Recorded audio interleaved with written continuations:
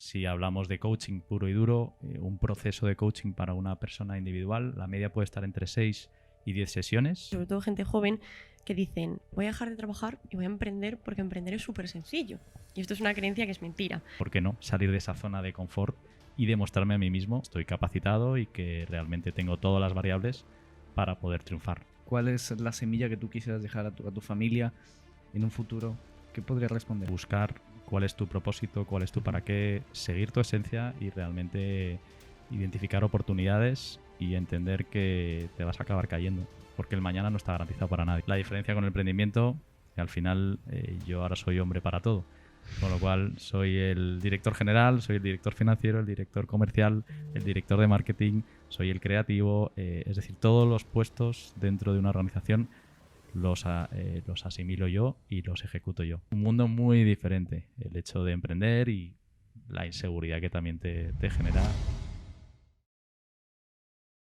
Como decía Albert Einstein, una vez que aceptamos nuestros límites, los superamos. Muy buenas y bienvenidos un día más a este podcast tan maravilloso, Bielas y Birras. Estamos hoy con un invitado muy especial al que le tenemos mucho cariño, Daniel Palomar. Nos va a contar qué es esa transformación, cómo ayuda a la gente y a los equipos de trabajo a que mejoren y se desarrollen felizmente. Muchas gracias por aceptar la invitación y bienvenido, Daniel. Gracias por la bienvenida, gracias por la invitación a los dos. Es un honor, un placer y un gusto estar aquí compartiendo este espacio con vosotros. Cuando estuve leyendo un poco de ti, escuchando el audio que nos mandaste, lo que más me impresionó fue ese cambio que quisiste hacer de vida, de tener como que la vida perfecta que siempre hemos pensado cuando crecemos, estudiamos, trabajamos en increíbles sitios, a decir, oye, quiero salirme de esta vida normal y dedicarme a mí, dedicarme a mis propios proyectos. ¿Qué tecla tocó tu vida para que tú dijeses, este es el camino que yo realmente quiero? Pues hay muchas teclas, Diego, en este sentido. Realmente el disparador fue después de 11 años de trabajo con una empresa en la que estaba colaborando, empieza a haber una divergencia en cuanto a valores de la empresa, valores míos y cómo realmente yo me empiezo a encontrar en un sitio en el que ya no estaba tan cómodo como al principio y empieza a haber hacia adentro una visión, un cambio y unas ganas de darle una vuelta y un enfoque a mi vida. Y en ese proceso de transformación, de mirar hacia adentro y realmente pensar, ya tengo una edad, tengo unos proyectos, tengo unas sensaciones y unas ganas de realmente volcar mi pasión y mis ganas de aportarle a la gente y acompañar. Y en ese momento es cuando ese clic aparece en mi vida. Empiezo un camino de transformación personal que empieza a conectarme con mis valores, con mi propia esencia y que empieza a hacer que esa divergencia se inicie. Y después de un proceso de cambio mío personal y de la empresa, decido que es el momento pues, para emprender. Se produce la salida de mi empresa a finales del año pasado y es cuando veo la oportunidad de la cual no me quiero arrepentir. Tengo la posibilidad de hacerlo y no quiero el día de mañana mirar para atrás y no haber tenido el momento adecuado de haber agarrado esta oportunidad y avanzar. Con lo cual ese es el clic que se da en la empresa y ese momento de identificar realmente que uno debe, quiere y desea con conocimiento, experiencia y confianza el hecho de lanzarse y pasar de la multinacional al emprendimiento más absoluto de ser yo y yo mismo en la empresa. Claro. Muy bueno. Yo quería preguntarte, Daniel, me causa mucha curiosidad porque nunca lo había escuchado. ¿Cómo es este proceso desde que la persona llama a tu puerta y te pide, por favor, ayúdame a facilitar este cambio en mí? ¿Cómo es ese proceso? ¿Cómo iniciáis? ¿Cómo seguís? Cuéntanos un poco más, por favor. Es un proceso en el cual bien pueden venir de forma proactiva esas personas o bien se puede dar a raíz de una conversación con una persona, con un equipo, con una empresa, con una familia. El gran aporte de valor en este sentido es tratar de acompañar a las personas en sus problemas para convertirlos en retos. Al final todos tenemos retos personales y profesionales y cuando una persona tiene una situación en la cual puede tener una baja autoestima, puede sentirse inseguro ante una situación, puede tener una creencia limitante con respecto a un miedo por hacer algo o no hacerlo, yo no soy suficiente, no me veré capaz, el qué dirán, esa sensación que muchas veces tenemos de falta de claridad, cuando quizá el próximo paso que queremos dar no lo tenemos claro y no sabemos hacia dónde dirigirnos. Es en ese momento en el que una conversación y una palabra de apoyo, de esperanza o incluso de luz, esa posible claridad es cuando se abre un proceso, tanto a nivel individual como a nivel colectivo. yo trabajo tanto con personas individuales como en equipos y equipos de empresa. Y al final, bien sea una persona o bien sea un equipo o una empresa, el proceso es el mismo. Identificamos la necesidad, cuál es ese problema. Al final, el problema no deja de ser una señal. Y a partir de ahí, cuáles son los pasos que vamos a dar. Y en ese momento, Koba, es cuando empieza el proceso en el cual hay muchísimas herramientas que yo he ido experimentando y conociendo en el camino y que en función de la necesidad voy introduciendo según vaya dándose cada caso. Puede ser herramientas de coaching individual, coaching de equipos, formación, talleres, incluso una consultoría, un mentoring o llevar a una dinámica de alto impacto para trabajar una serie de creencias limitantes.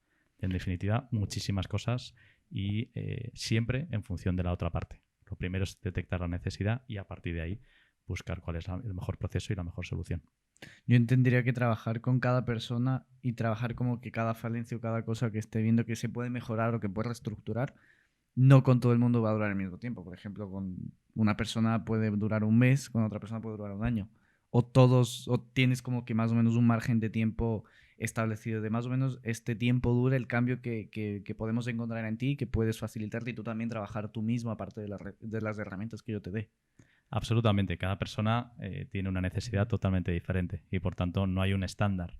Si hablamos de coaching puro y duro, un proceso de coaching para una persona individual, la media puede estar entre 6 y 10 sesiones con una frecuencia de una sesión cada semana, cada 2 semanas, lo cual te puede llegar, según el caso, a estar 3 meses con una persona. Si es una sesión cada 6 meses, cada mes puedes estar en torno de 6 meses. Lo mismo pasa con los equipos o con las empresas, donde ahí sí es quizá un procedimiento más largo, cuando se trabaja con equipos de empresa, con empresas, y depende de la transformación y el cambio que se busque, el proceso puede durar muchísimo más. Es un acompañamiento progresivo donde realmente es muy importante para qué se quiere trabajar y a partir de ahí se diseña el camino para llegar a la solución pactada. Por tanto, no hay una solución estándar, no hay un procedimiento en el cual cerremos en un mes o en 3 meses, puede ser.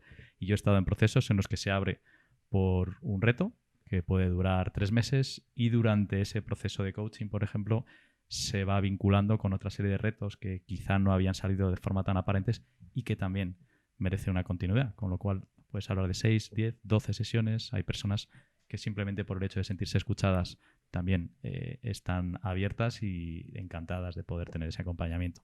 Por tanto, es muy variable y muy indeterminado según la persona, el caso, la necesidad y el propio proceso. Yo te quería preguntar sobre todo porque creo que a mucha gente le pasa, y sobre todo gente joven, que dicen, voy a dejar de trabajar y voy a emprender porque emprender es súper sencillo. Y esto es una creencia que es mentira. Pero tú coges y ya nos has explicado que de la empresa en la que llevas ya mucho tiempo decides marcharte para emprender. ¿Por qué para emprender? ¿Por qué no decides irte a otra empresa? O no sé, pero ¿por qué emprender con lo complicado que es? Pues eso es una gran pregunta que me hice yo. He llegado el momento en el cual termino esa relación laboral con la empresa y es en el momento en el que digo, bueno, y ahora tengo 2 caminos. Por un lado, puedo emprender y volcar, como os decía antes, todo aquel conocimiento y esa experiencia y no arrepentirme de no haberlo intentado, y realmente creo que aportando el valor a las personas y a los equipos, no solamente crecen ellos y evolucionan, sino yo mismo como persona. La otra posibilidad, y esa era la disyuntiva, bueno, puedo tocar muchas empresas, puedo realmente optar a puestos iguales, similares, mejores, o incluso algo peores, para tener por cuenta ajena un contrato con otra empresa. De hecho, me han llegado varias propuestas en el camino y me generó esa duda, Koba, el hecho de ¿qué hago? ¿Me vuelvo a mantener en esa zona de confort? Lo ya conocido, donde sé que voy a sobresalir con otra empresa, otros equipos, otras personas, o realmente es el momento de seguir ese corazón y de darle la continuidad y, ¿por qué no?, salir de esa zona de confort y demostrarme a mí mismo que puedo, que estoy capacitado y que realmente tengo todas las variables para poder triunfar. Y al final el triunfo es una constante. Si yo trabajo bien, el éxito vendrá y será una consecuencia del trabajo bien hecho, tanto a nivel de procesos, de personas, de equipos, de empresas a las que pueda acompañar y ese crecimiento personal. Eso es lo que más me conectó. Con lo cual será mi para qué y mi propósito mucho más fuerte que el hecho de poder optar a otro puesto en alguna otra empresa. Que de hecho, si me va mal, tengo esa oportunidad dentro de 1 año, 2 años o cuando sea el momento de bajar la persiana y poder tocar a cualquier otra empresa donde a lo mejor sí pueda tener esa oportunidad, con todo el bagaje aprendido, además, como buen potenciador de lo que es un error, es un aprendizaje. Si ese proyecto, por lo que sea, no sale, me habrá dado un aprendizaje para a lo mejor involucrarme en algún otro proyecto o para volcar toda esa experiencia en otra empresa. Si a ti el día de hoy te hicieran la pregunta de qué legado o cuál es la semilla que tú quisieras dejar a tu familia en un futuro, ¿qué podrías responder a tus hijos? Por ejemplo, oye, quiero que entiendas cómo es la vida, cómo trabajé yo y cómo me gustaría que tú fueses y la vida que a mí me gustaría con la que tú seas feliz. Pues precisamente eso, el hecho de buscar cuál es tu propósito, cuál es tu para qué, seguir tu esencia y realmente identificar oportunidades y entender que te vas a acabar cayendo. Muchas veces te caerás 1, 2, 50 veces y lo importante no es caerse, que está permitido caerse, lo que es obligatorio es levantarse. Por tanto, en esa determinación y en esa búsqueda de la evolución y el crecimiento personal, me encantaría que mis hijos pudiesen dedicarse y hacer aquello que realmente les gusta. Yo les daré todo mi apoyo, toda mi guía y acompañamiento también. No obstante, ellos tendrán que identificar el camino y esto es su evolución. Es un viaje de evolución, con lo cual lo que a lo mejor les interesa en el primer momento o creen que les puede interesar, puede no necesariamente ser lo que en el futuro les puede interesar. En definitiva, conocerse, ese autoconocimiento es muy importante, identificarse con sus valores y tratar de hacer aquello que les conecta con lo que les da energía, con lo que les gusta, con aquello que les motiva y que les satisface, porque el mañana no está garantizado para nadie, con lo cual si hacemos algo que te gusta, que te apasiona y que realmente se vuelca en algo que te llena, eso para mí creo que sería el mayor legado, el poder haberles aportado unos valores y una guía y un ejemplo de inspiración en el que llega un momento en el que uno debe, quiere o puede hacer lo que le apasiona y no dejar de intentarlo. Entre emprender y trabajar en una empresa, ¿cuáles han sido las mayores diferencias que has encontrado? Muchísimas. En las empresas realmente tienes una estructura, un marco realmente establecido y tu atención, tu foco, tu energía se puede centrar en el puesto, en el rol, en el perfil para el cual estás contratado, dependiendo también del puesto. Yo he hecho de todo y he trabajado en empresas pequeñitas, empresas medianas y empresas muy grandes. En la empresa pequeñita he hecho casi de fundador sin serlo. Y al final el hecho de no estar pendiente de ciertas variables y poderte centrar en ese trabajo en la empresa privada hace que puedas poner el foco en lo que te piden con mayor o menor resultado. La diferencia con el emprendimiento, que al final yo ahora soy hombre para todo, con lo cual soy el director general, soy el director financiero, el director comercial, el director de marketing, soy el creativo, es decir, todos los puestos dentro de una organización los asimilo yo y los ejecuto yo.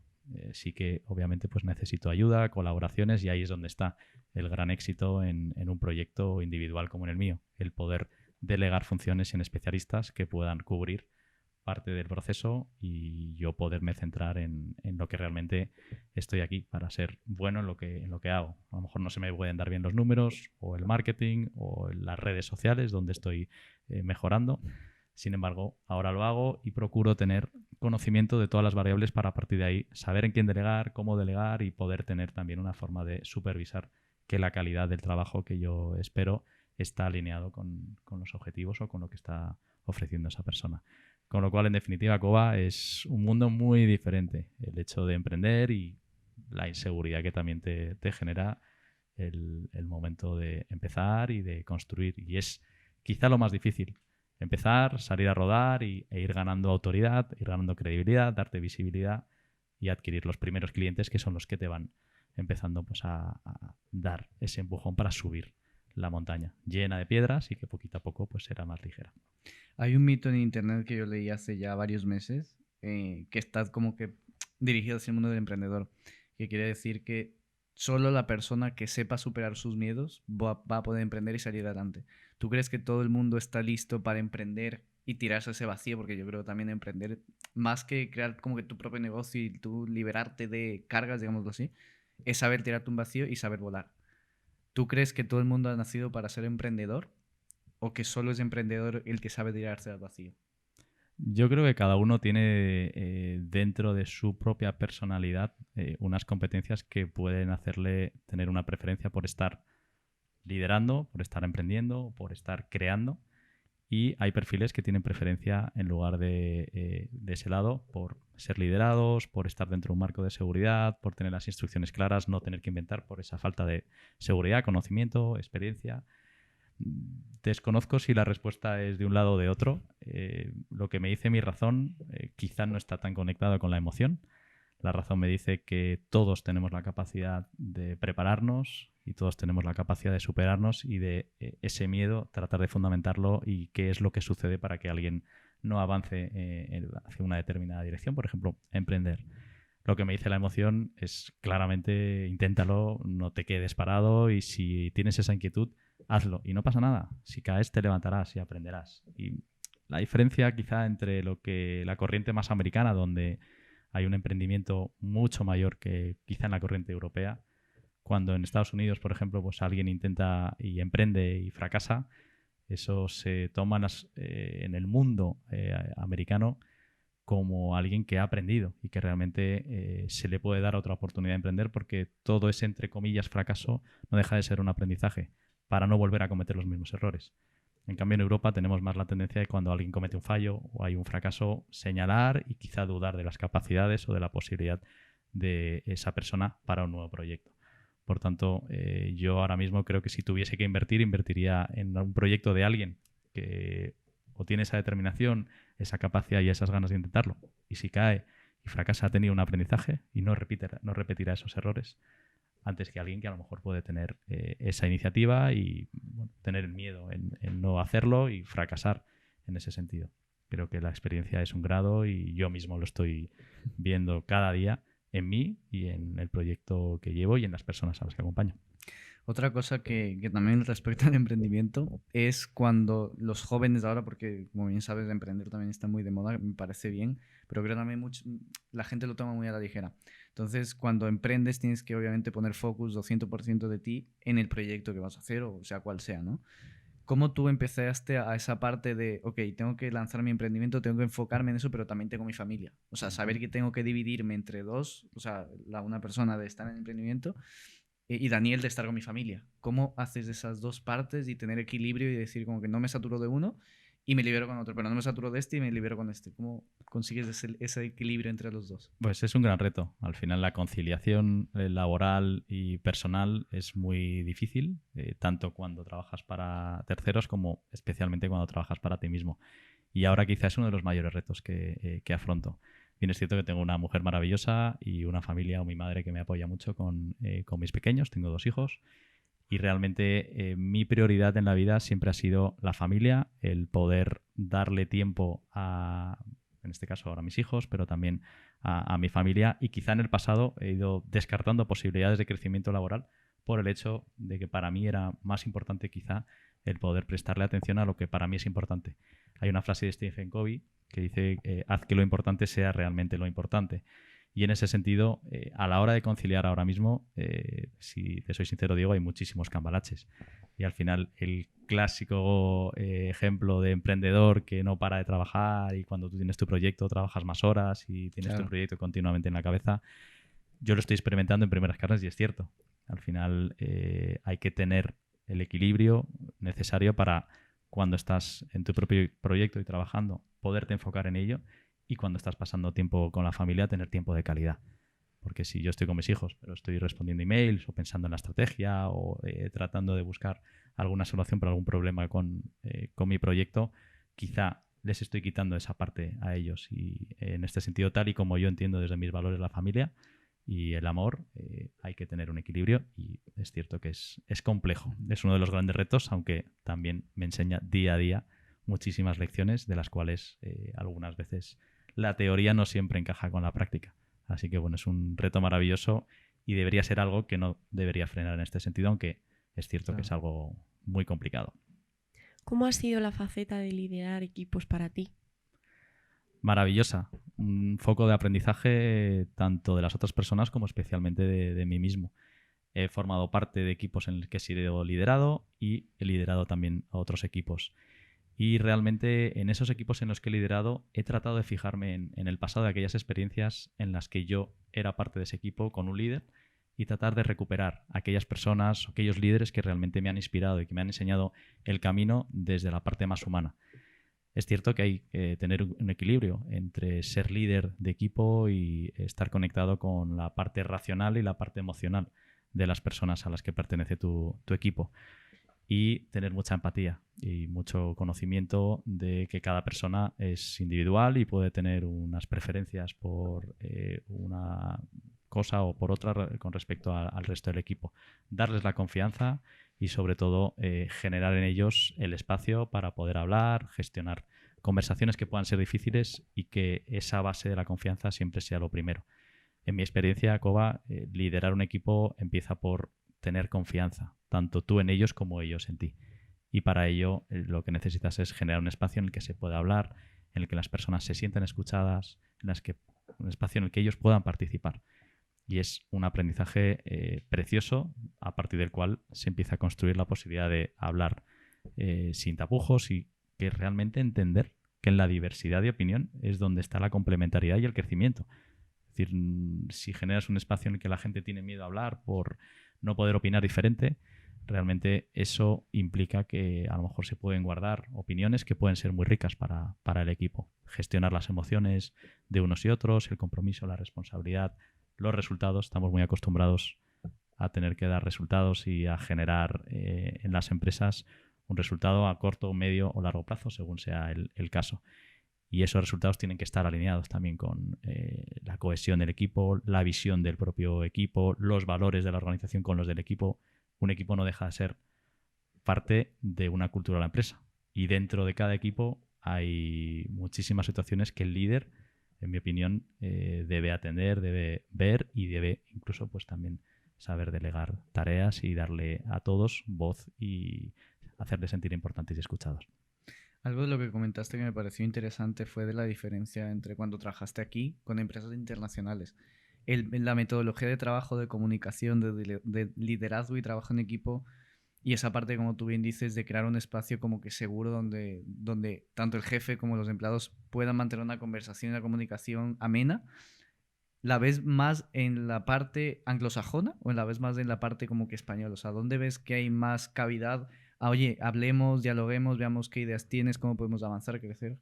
Pues mira, no te sabría decir si es más en un lado o en otro. Al final sí que es cierto, he tenido experiencias con empresas españolas, empresas europeas y empresas americanas y australianas. Okay. Con lo cual, de todas las empresas en las que he estado, no sé si es por mi experiencia en ese caso y no me gustaría generalizar, porque tampoco he estado en muchas más, es lo que he traído.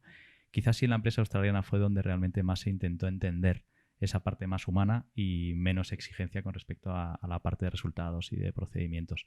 No te sabría decir si es más en Europa, en América, en Asia, en mundo más anglosajón o no. Yo creo que en definitiva es importante que en España, que es donde realmente estamos, haya ese toque un poquito más humano. Sí que he percibido que en la empresa española, en mi experiencia, quizá esa parte humana pues, no está tan cerca del nivel al que por lo menos yo creo que debería estar, porque al final son personas y si tienes un equipo comprometido, un equipo de personas entendido y realmente ellos te van a acabar dando el resultado. Un equipo que no está comprometido, que no confían unos en otros, que no asumen su responsabilidad, su compromiso, es un equipo en el que puede haber conflictos y que realmente no va a llegar al resultado.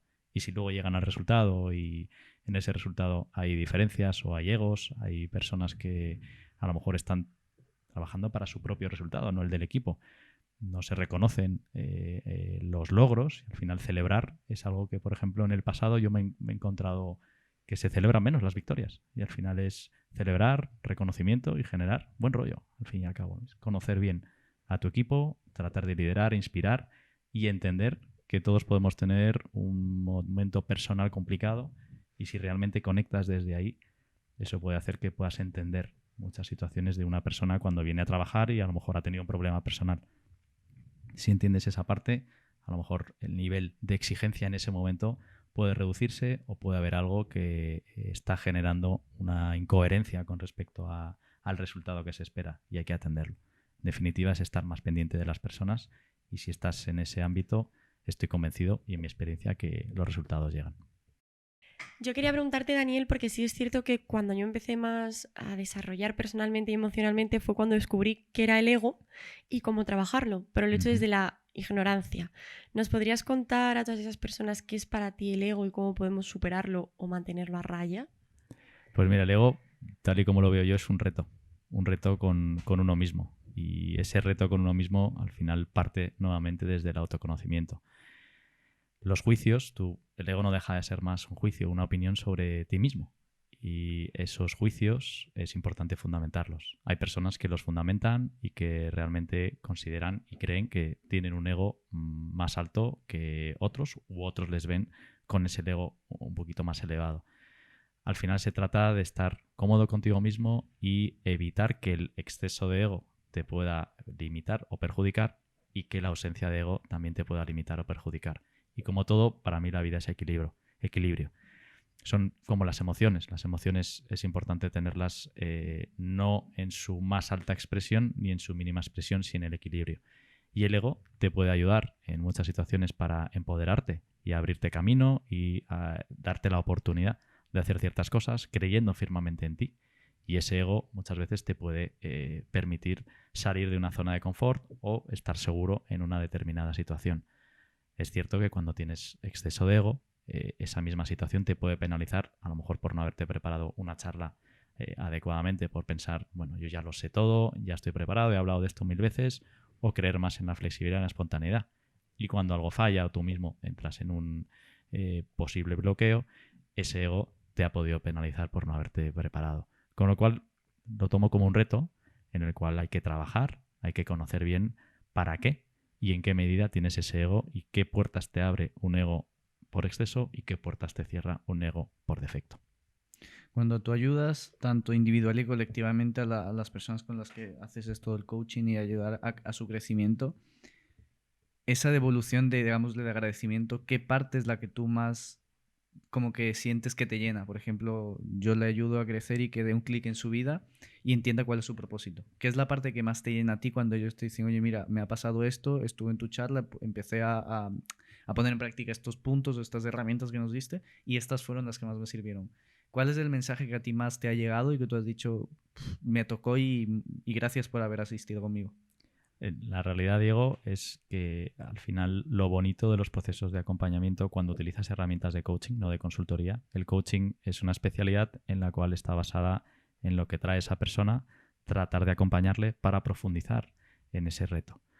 Y lo más bonito y lo que me llena y me genera esa satisfacción es cuando la persona cambia esa mirada y ve un problema como un reto y sale a lo mejor de una posición victimista y se puede hacer responsable de una propia situación.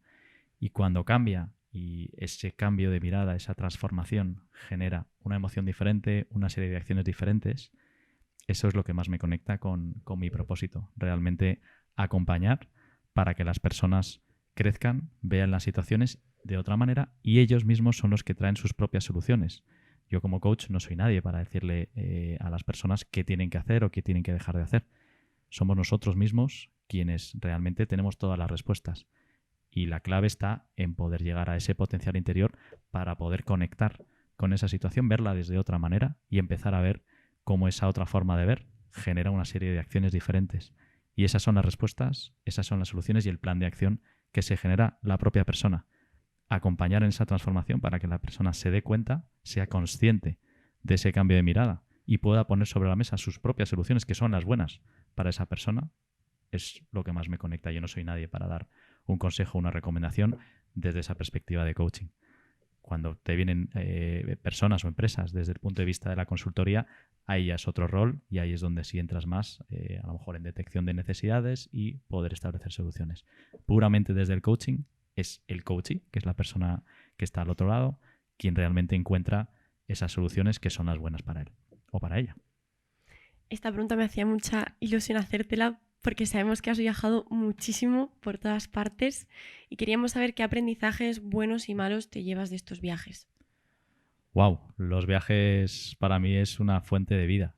Yo soy una persona que se conecta con los viajes, aprendizajes desde los dos lados, muchísimos, Coba. En el lado bueno, realmente desde la humildad, el hecho de poder ver que en ciudades diferentes dentro de tu propio país, como en España, como a nivel internacional, las personas viven de otra manera, hay otras ideas, hay otras formas de hacer. y sentirte pequeñito, que tú en tu espacio haces las cosas a tu manera, o tienes tus creencias, tus ideas, y tener la capacidad de crecer con lo que otras personas te aportan, estar abierto a conversaciones, a lugares nuevos, a sabores, a olores, a otras culturas, y esa curiosidad es algo que a mí me llena y que me engancha. De hecho, para mí los viajes son un must en mi vida. Cosas buenas, el poder ir acompañado en ese viaje con las personas que quieres, bien sea familia, pareja, amigos. Yo siempre digo que el viaje es una forma de conocerte a ti mismo y conocer a los demás. Son desafíos continuos y un viaje te enseña muchas cosas y ya en el fondo no es necesariamente el lugar al que vas, sino es cómo vives, incluso desde antes del viaje. Antes del viaje vives con ilusión. ¿Dónde voy a ir? ¿Cuándo voy a ir? ¿Dónde me voy a quedar a dormir? ¿Qué lugares voy a visitar? ¿A quién voy a ver? ¿Qué museos? ¿Qué lugares, en definitiva, quiero proyectar? Y ya esa ilusión te empieza a conectar con alguien que te está empezando a generar contigo mismo toda esa energía positiva. Ya luego el propio viaje, el proceso y disfrutarlo contigo, con otras personas con las que vas, es realmente para mí educación y experiencia. Las personas cuando somos jóvenes y viajamos es una forma de educar y cuando somos mayores es experiencia que vas acumulando. Con respecto a la parte negativa o las cosas malas que decías, yo lo vinculo también con situaciones positivas. Cosas malas que pueden pasar, te puedes poner malo en un viaje, puedes tener una pérdida de equipaje, una cancelación de un determinado vuelo y eso también te está dando muchos aprendizajes de ti mismo, de cómo resolver imprevistos o situaciones con las que no contabas y que puedes realmente crecer o buscar esas soluciones que te hacen evolucionar con la experiencia. En definitiva, es un reto y un desafío constante. Algo que, por ejemplo, de lo que cuentas y cómo tú expresas la nueva forma de vida, digamos, que llevas ahora y todos los retos y cómo has superado tus miedos, me parece súper interesante. Y una pregunta que, por ejemplo, yo me he hecho muchos amigos y creo que toda mi generación y actualmente se la hacen mucho las personas es cuando termino mis estudios, mi vida profesional o mi vida educativa, ¿qué hago? ¿Quién soy? ¿A dónde voy? ¿Qué tengo que hacer con mi vida para lograr ese éxito que me pinta todo el mundo que ya acabaste, ya vas a ser top? ¿Cómo podemos encontrar ese éxito personal y ese éxito profesional y familiar, digámoslo así, sin llegar a ese punto de saturación y decir, llevo 1 año, 2 años sin saber qué hago, qué estudio, me hago abogado, me hago doctor, me hago policía? ¿Cómo encontrar ese camino sin saturarse y sin llegar a perder la confianza y seguridad en ti mismo? Pues es un camino muy bonito y que además es un reto de autoconocimiento, Diego. En mi opinión, es importante conectar con nosotros mismos y esa conexión es muy difícil. Yo mismo he ido buscando esa conexión conmigo mismo y la he ido encontrando en el camino y todavía sigo buscando esa conexión. Ese autoconocimiento desde el punto de vista de los valores, por ejemplo, cuáles son mis propios valores más destacados, en cuáles estoy conectado más, en cuáles estoy conectado menos y poder realmente entenderte desde ahí es, en mi opinión, un primer paso para poder conectar el siguiente paso con aquello que está alineado con tus valores. Si hacemos algo que no está alineado con los valores, vamos a empezar a sentirnos incoherentes, quizá cabreados, frustrados. En cambio, si tratamos de conectar con esos valores y vamos iniciando y tomando las decisiones desde ahí, ¿qué me está diciendo este valor en mi decisión? Tener claridad es lo complicado y claridad primero interior para luego volcarlo a nivel exterior. Muchas veces nos dejamos llevar por lo que dice la familia, lo que dice la cultura del país o de la ciudad en el que estamos viviendo y podemos tener miedos, inseguridades para no hacer lo que realmente nos apetece. Totalmente legítimo. Otras veces podemos lanzarnos a la piscina y poder tener esa seguridad o esa formación para poder establecer otro camino. Por tanto, yo te diría, Diego, que lo primero es conectar contigo mismo, con esos valores, mirar hacia adentro y tratar de ver cómo esos valores te están ayudando en las decisiones que tomas y tenerlos en cuenta para ese próximo paso. ¿Y cómo le enfocas esto? Porque me comentaste que ayudabas a adolescentes a coger ese camino universitario. ¿Cómo le enfocas a los niños, porque en verdad son niños de 17, 18 años, a tomar la decisión de coger una carrera universitaria que seguramente marque el resto de su vida, cuando digamos que sus valores, pues después de haber pasado la adolescencia, a lo mejor están un poco más inestables y los tienes que generar? ¿Cómo les ayudas? Realmente a través de esa profundización en qué les gusta, quiénes son y tratar de dejar de lado esas etiquetas o esos paradigmas o estándares que pueden venir desde fuera. Realmente conectar con ese interior es a partir de ahí qué te apetece. Si tienes una preferencia por ser más extrovertido o por ser más introvertido, si tienes una preferencia por tomar tus decisiones de forma más pragmática, razonada y lógica, o tienes una preferencia por tomar tus decisiones más desde el punto de vista emocional, incorporando a otras personas en una decisión o cuidando más del grupo. Si eres más detallista y más pensando en lo tangible, lo de aquí y ahora, o eres más imaginativo, más creativo, más asociativo, o si puedes tener una forma de ver el mundo más espontánea, donde fluyes con una decisión de última hora o con menor rigidez dentro de un plano, una estructura, o al revés, te sientes más cómodo en la estructura, en la sistematización, en la planificación. Desde ahí, tratando de ver cuáles son tus preferencias desde el punto de vista de personalidad y conectando con los valores, puedes encontrar un camino en el que te puede dar una claridad hacia si soy más rígido y más de datos, más hechos, más concreto, puedo estar quizá orientándome hacia una carrera un poquito más técnica.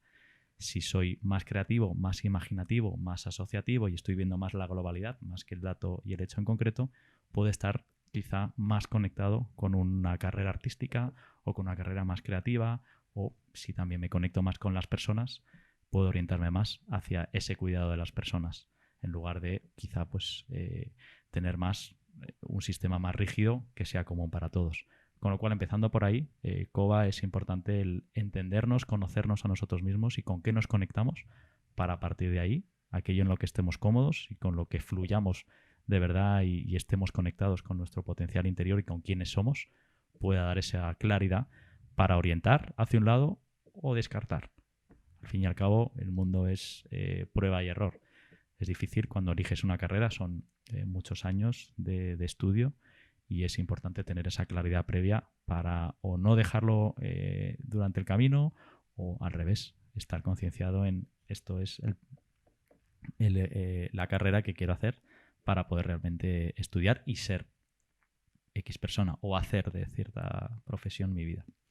De las cosas que tú pudiste aprender cuando estuviste trabajando en empresas y luego pasaste a emprender, ¿qué cosas te llevaste de ese estar trabajando para alguien y tú aplicarlas como que en tu propio equipo de trabajo? Por ejemplo, la parte que decías de comunicación, el poder hablar con tu equipo de manera honesta, de manera como que fácil para que la gente entienda las cosas y así también entiendan tu propósito.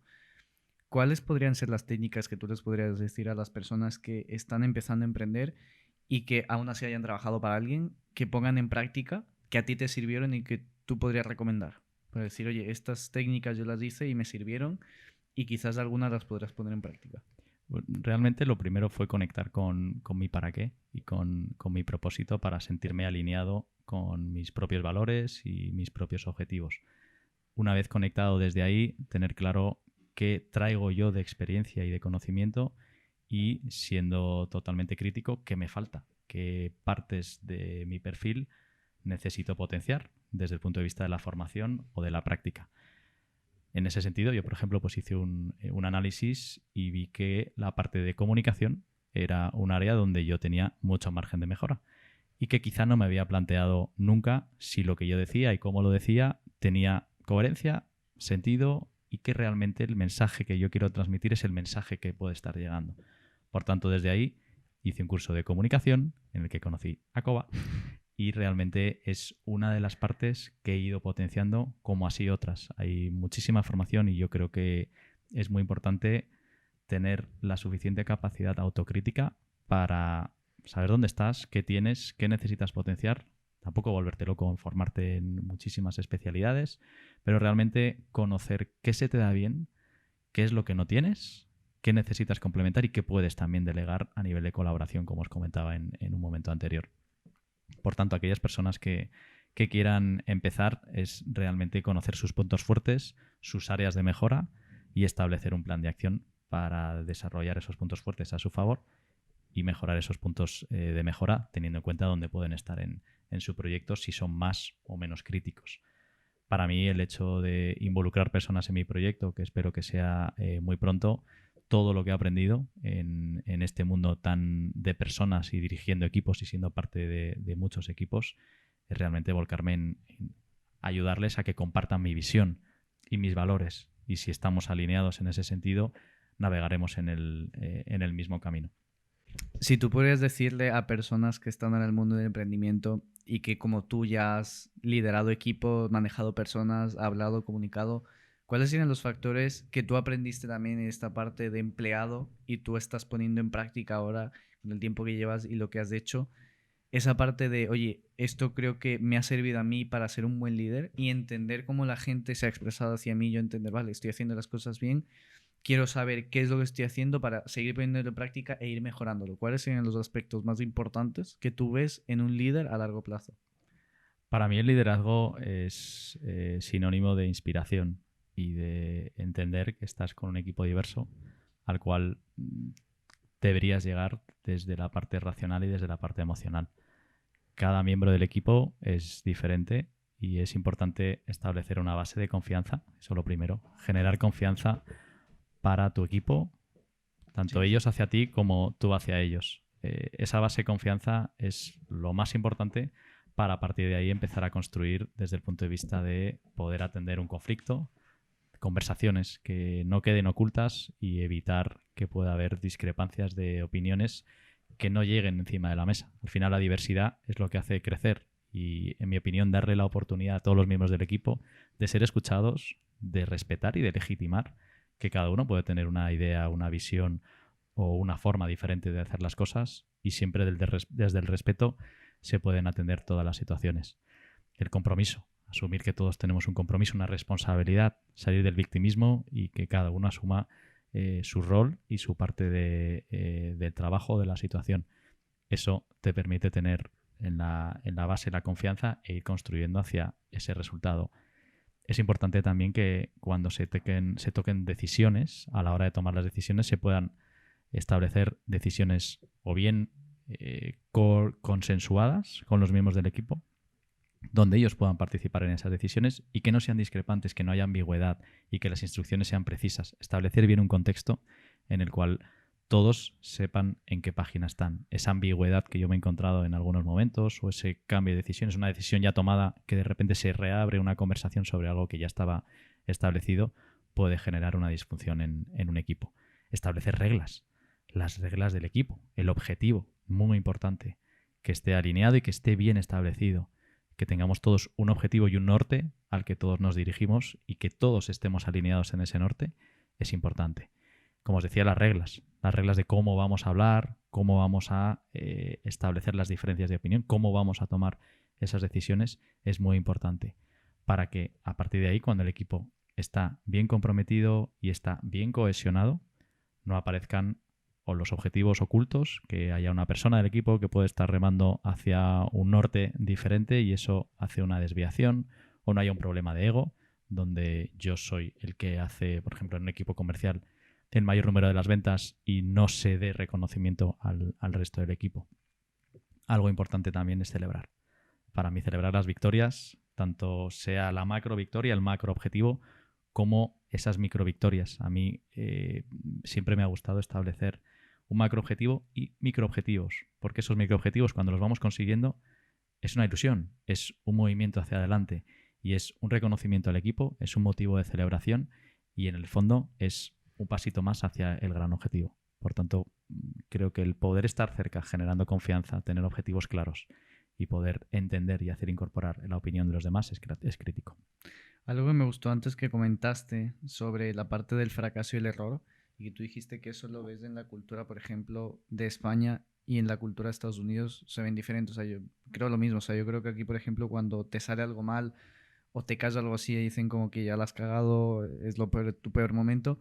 Pero yo creo que el fracaso y el error lo tienes que tomar. Creo que se diferencian un poco. Creo que cuando tú fracasas quiere decir que algo no ha estado bien, pero que es el momento para rehacerlo y para volver a hacerlo incluso mejor. Incluso ahí puede ser el momento en el que pegue un pelotazo y salga adelante. pero no verlo como algo malo y que ya esto se acabó para siempre y no es para mí esto. ¿Cómo ves tú el fracaso y el error? ¿Si lo ves igual o lo ves diferente? Pues yo lo veo realmente muy parecido a una distinción que me gusta hacer desde el punto de vista de la exigencia y la excelencia. ¿Qué quiere decir esto? El hecho de la exigencia hace que te conecte mucho con eso que estabas diciendo, Diego, el error como un fracaso. La exigencia te hace buscar lo perfecto, te frustra cuando no llegas a hacer esa parte perfecta. Estás buscando siempre lo que te falta y tienes una sensación de miedo, una apariencia de control. En cambio, cuando te conectas más con la excelencia, buscas la mejora, buscas cómo el error puede darte una oportunidad de aprendizaje, está más centrado en la motivación y en el hecho de poder tener capacidad para innovar.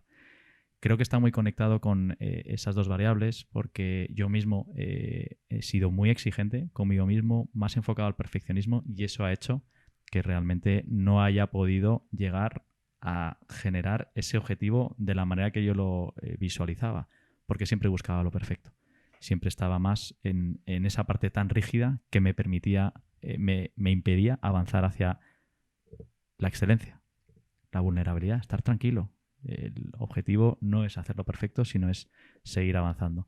Por tanto, el error como un fracaso creo que señala, creo que es algo que impide crecer y que es generador de una situación en la cual no nos permitimos el hecho de o bien ofrecer una visión diferente o bien intentarlo en una empresa, por ejemplo, cuando hay una cultura en la cual no se premia ese intento, esa opinión diferente o el hecho de tratar de innovar y eres señalado como un fracasado o como algo que no ha sucedido bien y que ya te desplaza, genera una cultura en los demás de no intentarlo, porque si lo intento sale mal, soy señalado y me apartan y o bien salgo de la empresa o bien puedo estar movido a otro puesto o bien me pueden quitar responsabilidad. Es, en mi opinión, una disfunción muy importante. En cambio, cuando estás en la excelencia, cuando te tomas el error como una oportunidad, siempre estás enfocado en la mejora y por tanto puedes errar, no pasa nada. Todos erramos y aprender de ese error te va a dar muchas más pautas para que la próxima vez o no lo cometas o puedas enfocar una situación de forma muy diferente.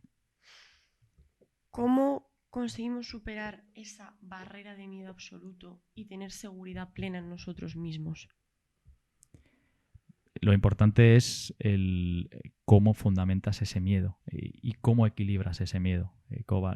El miedo es una emoción, una de las emociones básicas dentro de las 6 emociones básicas, que están la alegría, el amor, la ira, el miedo, la tristeza y la sorpresa. Y en mi opinión es importante el equilibrio de las emociones. El miedo es necesario en muchas situaciones de nuestra vida. No hay que apartarlo, minimizarlo, ni tampoco potenciarlo. Como todo es un equilibrio. ¿Y a qué me refiero? Podemos, en un ejemplo, estar entrando dos personas, yo con un domador de leones, en una jaula de esos leones. El miedo nos va a conectar a los dos, quizá en mayor medida o en menor medida. El domador de leones, el miedo lo que hace es que delante del león lo que va a coger es automáticamente un látigo para, si hay una situación, poderla atender. ¿Y qué me va a pasar a mí? Cuando entro, el miedo lo que va a hacer es paralizarme. Y lo que voy a hacer es o huir o quedarme bloqueado. Eso es lo que hace el miedo. El miedo normalmente trae huida o parálisis. Por tanto, esa gestión del miedo es importante equilibrarla y no tener una dosis ni muy alta ni muy baja. Y al final es entender y legitimar que nosotros podemos tener miedo. No es rechazar una emoción de esas que te decía primarias, sino realmente es entenderla, aceptarla, legitimar que podemos tener esa emoción y a partir de ahí gestionarla en su justa medida según la situación para que ese miedo, en este sentido, nos pueda dar un paso hacia adelante y podamos gestionarlo adecuadamente para avanzar y no nos bloquee o nos haga huir. ¿Cuál es el objetivo que a ti te gustaría dejar? Ya nos hablaste de tu parte familiar, pero con tus amigos, tus personas más cercanas aparte de tu familia y las personas con las que tú tienes contacto en tus charlas, en tus eventos, ¿cuál es la huella que a ti te gustaría dejar que ellos recuerden a ese Daniel, que digan, mira, esto me enseñó Daniel y en esto me cambió? Pues me encantaría dejar una huella, Diego, de alguien que fue cercano, que aportó valor, que se interesó de forma real por las personas y por el crecimiento y por el bienestar de los demás y que buscó el disfrutar de la vida, el crecer de la vida y el entender que todas las personas sumamos y que cada día cuenta. Con lo cual sí me gustaría que esas personas me viesen disfrutón y me viesen feliz y alegre y siempre con ánimo de ser mi mejor versión cada día. Y tengo mucho margen de mejora todos los días, absolutamente. Crezco un poquito, no solamente por mis clientes, sino por cómo reflexiono y cómo identifico y analizo las cosas que me van pasando. Y me encantaría que las personas pues sintiesen esa cercanía, esa amabilidad y esa forma de cuidar de los demás, porque me sale de forma natural. Si yo acompaño a alguien o le hago crecer, o por lo menos le aporto incluso escucha, sin incluso decir nada. Hay personas que simplemente con sentirse escuchados se sienten cómodos y felices. Y es eso, alguien cercano que les acompañó, les aportó o con quien realmente pudieron disfrutar parte del camino y fue una sensación agradable. ¿Cierro? Sí. Pues bueno, de nuevo agradecerte, Daniel, por asistir al episodio. La verdad que me ha encantado. Me has contado cosas que desconocía de esa parte del emprendimiento y yo más entendía la parte esa de trabajar. Y lo último, conectar con tu familia, conectar con ese disfrute, ese viajar y ese desconectar. Y darte las gracias de nuevo por asistir, por habernos enseñado tanto. Y a las personas que estén viendo el episodio o que lo hayan visto, gracias por verlo. No se olviden suscribirse, que eso es gratis siempre. Darle like, tomarse una biela, eso siempre. Y nos vemos dentro del episodio. Hasta la próxima.